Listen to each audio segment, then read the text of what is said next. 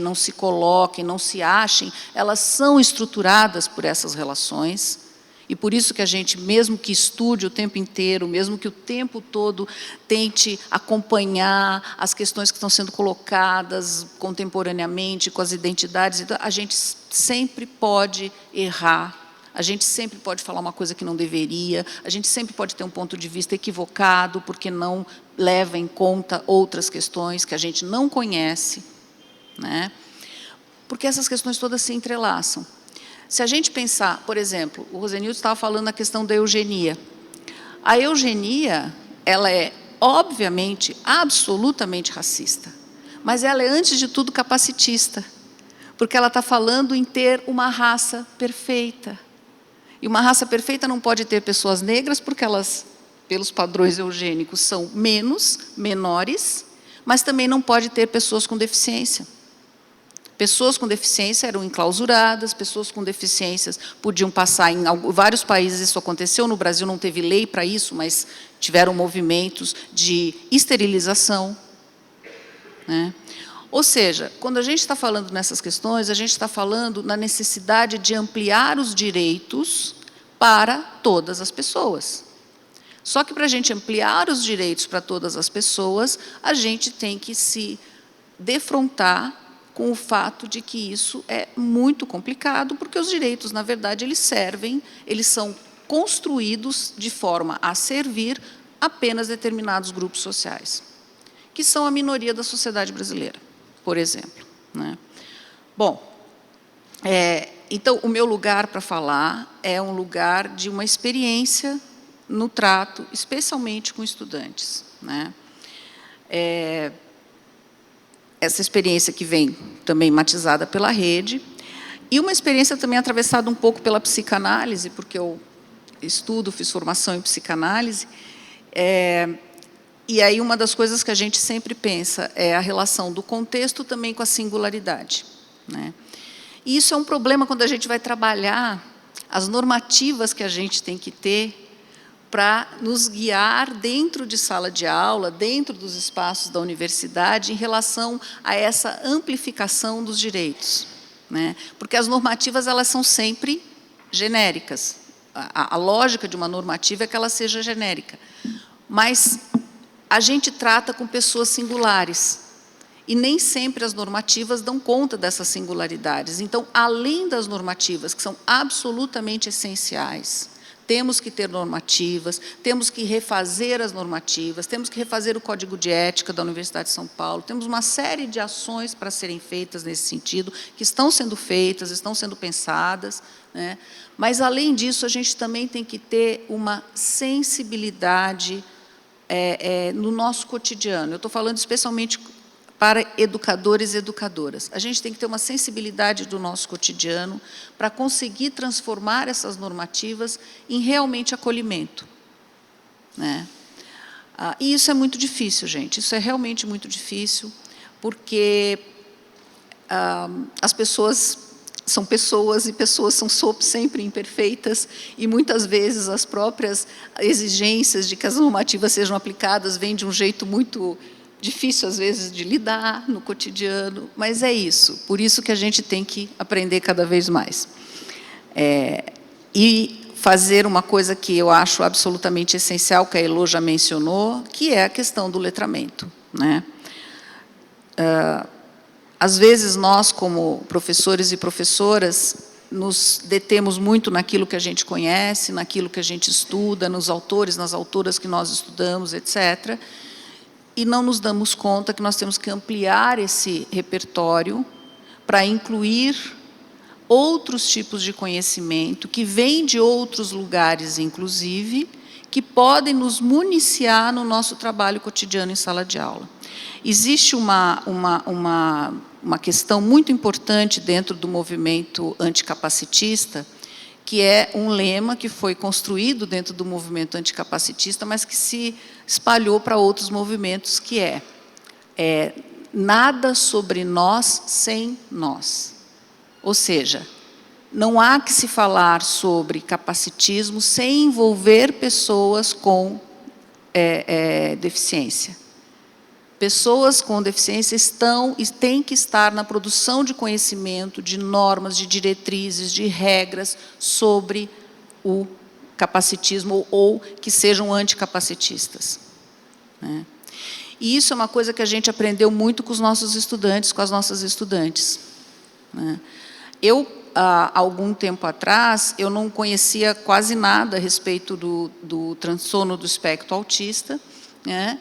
E eu fui conhecer a partir do contato com estudantes autistas, né?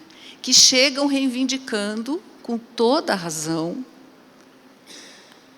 algum tipo de acessibilidade, né? Por conta de limitações que... Eu acho que a gente nem devia usar essas palavras, limitações, porque quando a gente fica falando limitação, parece que existe uma coisa que é correta e uma coisa que é limitante. Não, por conta de diferenças. Por conta de diferenças na maneira de lidar com determinadas questões, etc. E que são diferenças que não são homogêneas mesmo entre pessoas autistas. Eu tenho, por exemplo, um estudante que frequenta as nossas aulas, que é do meu curso, que é autista, e que ele faz trabalhos em grupo.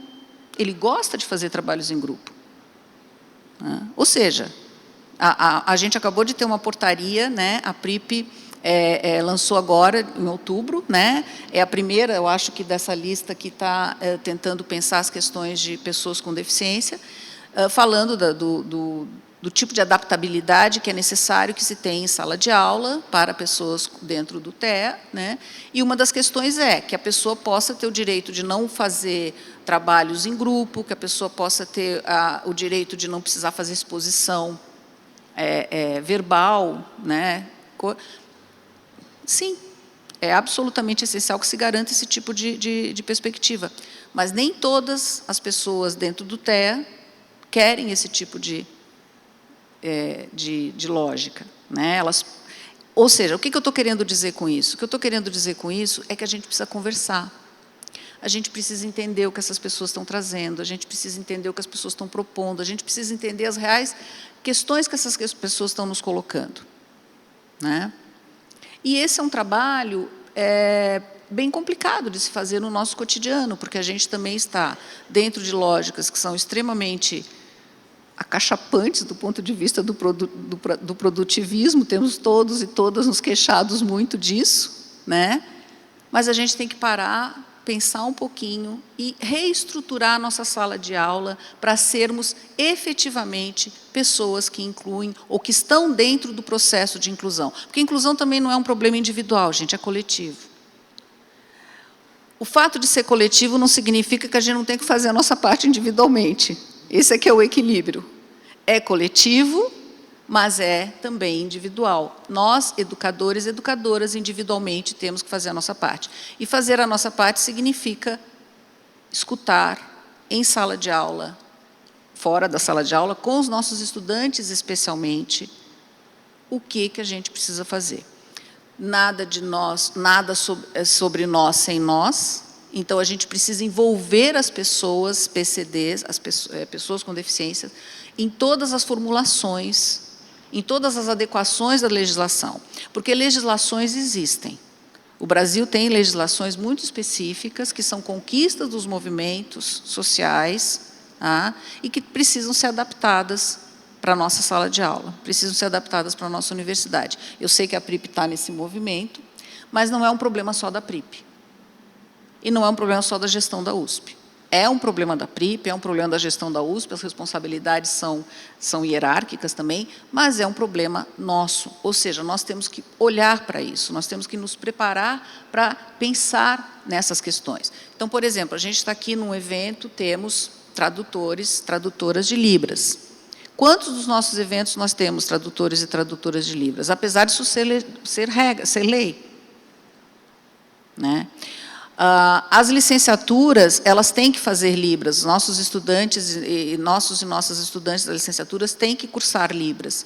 Mas nem sempre eles conseguem, ou eles conseguem na data certa, porque não existiam, pelo menos até pouco tempo atrás, não tínhamos professores e professoras suficientes para conseguir dar conta da demanda. Eu imagino que essas novas contratações, isso já tenha sido encaminhado, mas A gente ficou um longo tempo sem resolver essa questão. Isso é muito sério. Isso é muito sério, né? São os nossos pequenos problemas do cotidiano. Eu vou dar um exemplo. Eu dou aula geralmente no segundo andar da ECA, no prédio central. Tem um elevador. Eu tenho uma disciplina que eu tenho um aluno que ele tem dificuldade de mobilidade, né? O elevador quebrou e ficou 2 meses quebrado. Meu aluno não podia assistir a aula. Você impede uma pessoa de assistir a aula porque não tinha um elevador. A gente improvisou. A gente conseguiu fazer a aula híbrida, ou seja, ele assistia online e a aula inteira era no auditório. Mas não é o ideal. Tudo bem, a gente conseguiu garantir que ele assistisse a aula, mas não é o ideal. Como que a gente consegue? Eu sei, tem todo um monte de processos de compras e de problemas de financeiros, etc. Mas, gente, não dá para a gente quebrar um elevador de um prédio e ele ficar 2 meses sem ser consertado. Essas coisas são assim, bobas, mas olha só, você impede uma pessoa de assistir a aula se o elevador não funcionar. Se a gente não tem uma carteira, por exemplo, nós temos uma aluna que ela tem baixíssima acuidade visual. Ela precisa de uma cadeira, ela não pode usar carteira normal dentro de sala. Então, ela tem que ter uma mesinha específica que ela possa ficar num certo momento e tal. Nós conseguimos colocar mesinhas em todas as salas, mas se ela sair daquele ambiente onde ela geralmente estuda e for para um outro prédio, por exemplo, para qualquer outra coisa, ela não vai conseguir ficar bem, porque não tem a tal da mesinha que ela precisa ter. Então, são pequenas coisas que mostram o tamanho dos desafios, porque isso é muito fácil de corrigir, né, gente? Consertar um elevador, botar uma mesinha, é muito fácil de corrigir. E as coisas que são mais complexas? A cultura acadêmica. Até que ponto nós estamos preparados, preparadas para enfrentar a diferença que vamos estabelecer em sala de aula? O tipo de trabalho, o tipo de exercício, o tipo de didática, porque tudo isso nós teremos que rever e repensar, se nós quisermos efetivamente incluir as pessoas em sala de aula. Não é pouca coisa, porque nós temos uma universidade que tem uma cultura hierárquica, como a Elô já mencionou, muito consolidada, né? E temos uma cultura muito fechada em termos das discussões do que é, por exemplo, excelência, que é uma coisa que a gente fala o tempo inteiro. Então, nós estamos passando por um momento que é um momento muito importante, muito interessante e muito desafiador. Porque nós vamos ter que revisar paradigmas. Nós temos que revisar paradigmas sobre os quais se assentam o ensino. Isso não é pouca coisa.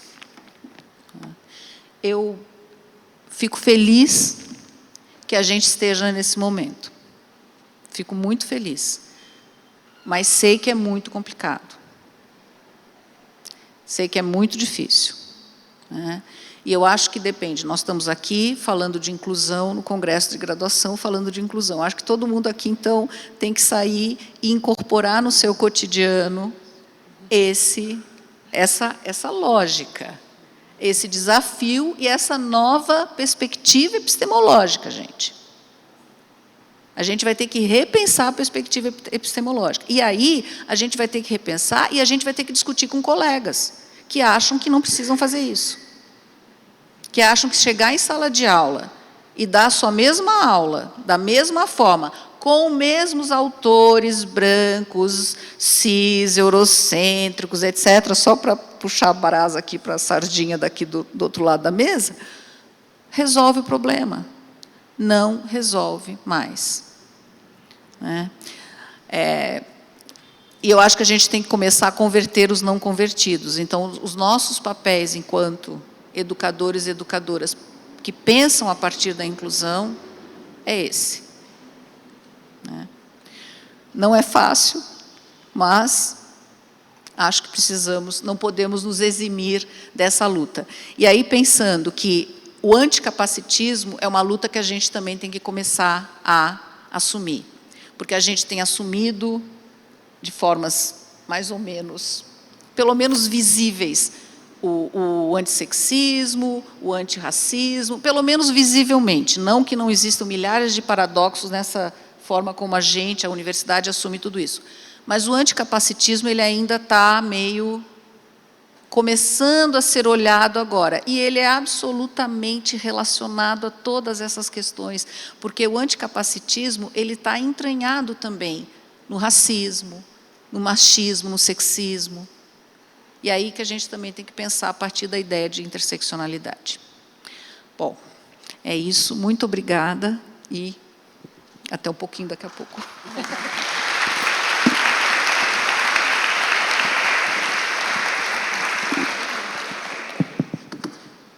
Bom, eu acho que todos que estão aqui na plateia irão concordar comigo que nós tivemos um excelente início de debate neste nono congresso de graduação, para além da conferência que a professora Débora, com a qual ela nos brindou na abertura. Eu acho que foram colocados aqui diferentes temas que nos permitem fazer várias reflexões que eu espero se traduzam na ampliação dessa discussão nas rodas de conversa que se iniciarão logo a seguir. Nós tratamos aqui de aspectos conceituais, de trajetórias históricas que definem inclusão e exclusão no ambiente escolar. Nós tratamos do reconhecimento da impossibilidade de adiar ações transformadoras no nosso ambiente, enfrentando problemas ação que se inicia com o reconhecimento das diferenças. Vimos também, fomos provocados quanto à necessidade de fazer avanços institucionais que incluem alterações da cultura institucional, algo extremamente arraigado em instituições muito antigas, como as nossas e já consolidadas. Vimos aqui a necessidade de enfrentar as barreiras físicas, atitudinais, que nos impedem, eventualmente, de propiciar o melhor acolhimento e de incluir nas nossas pautas políticas institucionais a ampliação dessas ações. Vimos também aqui inúmeros exemplos do cotidiano, né, professora Heloísa? Aqueles exemplos que cada um de nós e cada uma de nós aqui presente já viveu na sua sala de aula, no seu laboratório, nos corredores, em todos os ambientes que frequentamos.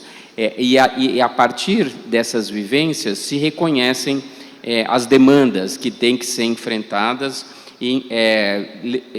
nos trazendo a difícil tarefa de enfrentar desigualdades que, por vezes, estão ditas naturalizadas no nosso ambiente. E foi muito reforçado aqui, e eu fico muito feliz com isso, como exercendo neste momento essa tarefa de pró-reitor de graduação, do papel do educador nessas ações, na identificação dos movimentos institucionais que estão em curso, vários deles foram aqui nomeados, e que se traduzem em ações muito variadas, como, por exemplo, demandas que recebemos, Marcos e eu, de como acolher um portador de paralisia cerebral que passa no vestibular e entra numa das nossas unidades mais competitivas, que além de cadeirante tem mobilidade reduzida, além de paraplégico, tem mobilidade reduzida de membros superiores e dificuldade de deglutição, mas cognição perfeita,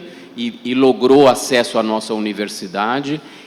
Recebemos demandas de enfrentamento de questões de saúde mental, de vivências de diferenças de adaptação no ambiente escolar, e aí passamos a compreender, eu particularmente passei a compreender, como a nossa universidade é complexa, nas suas diferentes estruturas, ambientes em que determinadas situações que nos parecem em alguns ambientes pouco frequentes, em outras, na verdade, fazem parte do cotidiano da vida daquelas unidades, não é? Em que, em algumas ciências aqui ditas desumanas, aqueles que têm talvez uma dificuldade de interação social encontram o seu refúgio na sua reflexão teórica, intelectual, individual, com uma certa liberdade, digamos assim, não sendo instigados a estabelecer a relação interpessoal que lhes é tão difícil. Vimos também aqui a descrição de várias ações que eu acho que eu procurei dizer na abertura, se traduzem de forma cristalina com a criação da Pró-Reitoria de Inclusão e Pertencimento, né? Um movimento muito arrojado para uma universidade como a USP, uma universidade antiga, uma universidade de referência nacional e internacional, que mostra que quer se mexer, não é, colegas? Apesar dos seus 90 anos, ela está ágil e busca se movimentar nessas direções. Então, que possamos, ao longo das rodas de conversa, reconhecer e compartilhar as experiências que podem estar dando certo em alguns dos ambientes, para que outros colegas possam aprender com elas, e que possamos também, conjuntamente, desenvolver fórmulas ou modalidades de aprimoramento das ações que estão sendo feitas. Nós começamos a manhã de hoje dizendo que a Universidade de São Paulo, aos seus 90 anos, convidou mais gente para o baile. Agora falta convidá-los a dançar, que possamos então, ao longo das nossas conversas, identificar quais serão esses ritmos que farão com que todos possam dançar juntos. Vamos à roda de conversa. Muito obrigado.